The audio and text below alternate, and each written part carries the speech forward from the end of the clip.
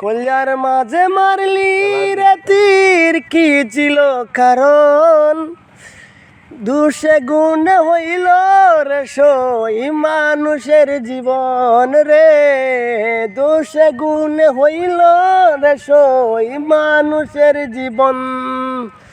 খুদার কাছে বলি রে সই গলে না তোর মন, তোর মতো আর দেখি না রে দ্বিতীয় একজন রে, তোর মতো আর দেখি না রে দ্বিতীয় একজন।